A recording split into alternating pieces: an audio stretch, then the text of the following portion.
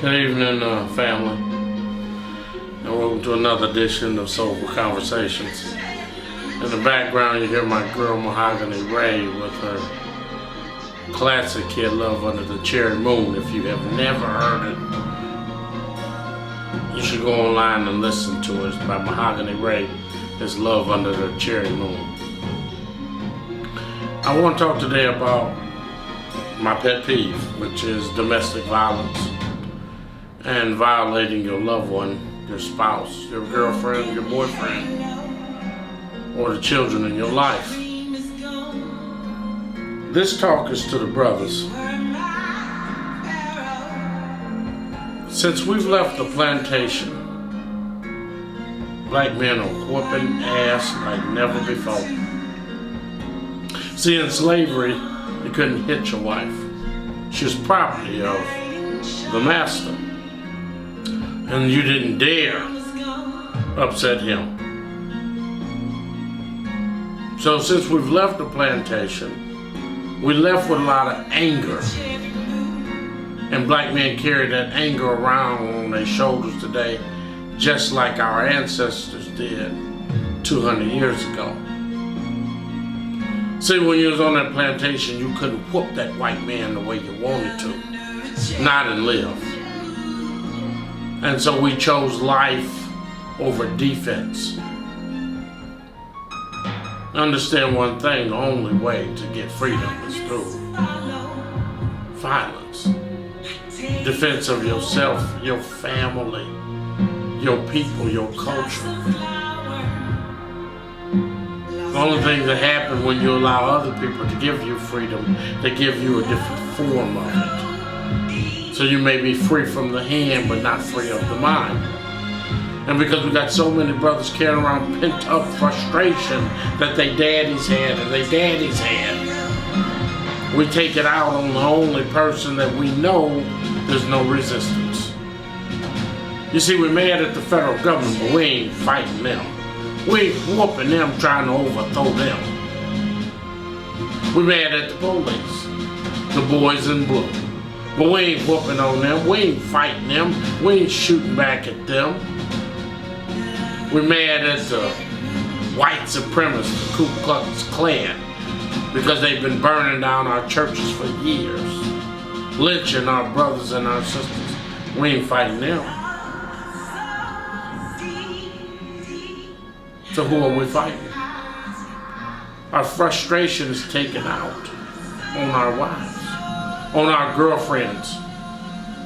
See, the generation today, those young men 18 through 35, they taking this thing to a new height. But I'm gonna tell you how that happened. 1970s, they took away farm grants for black farmers, and we lost millions of acres of land to the day that there's less than 10,000 acres controlled by black men of farmland. The fuck? If you ain't growing your own food, you ain't feeding yourself. Look at me, I don't know how to run a farm. So everything that I buy and I eat has got steroids in it, shit that ain't good for me. So now I'm a type 2 diabetic, dreaming of ice cream and cookies and chocolate at 2, 3 o'clock in the fucking morning. Somebody's controlling what I put in my body, even when it says healthy on the package. But when they took the farm grants, we didn't grow our own food anymore. And we came to the inner city looking for jobs, when there wasn't enough jobs for the men that was coming. So what do? We turned to dope. We sold drugs. And the prison population exploded. In 1969, there was 200,000 men in prison. Most of them were white. To the day, there's over 2.6 million inmates, and over 50% are black. Now, how the fuck is that possible when we are less than 8% of the population, black men? And the fastest growing rate of females is black women. So we got a lot of this pent up frustration in us, and it comes out in the form of domestic violence. 1 out of every 4 women is beaten by their partner. Did you hear me? 1 out of every 4. Now they got all these fucking gyms around here where you can go and unload your frustration on another mud brother, put some gloves on. You don't do that. You beat your woman.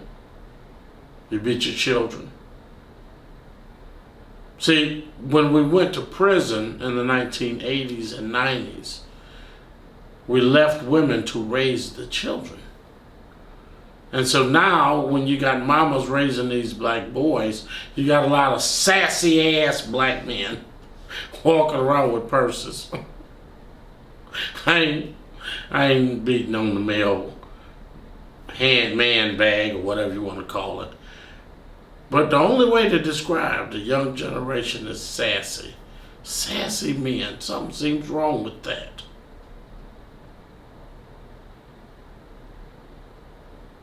Brothers, we got to stop fighting our women. We got to stop beating them. That ain't manhood. That's a punk. It's a chump. It's a coward. Something that you'll hit her in the mouth for at home.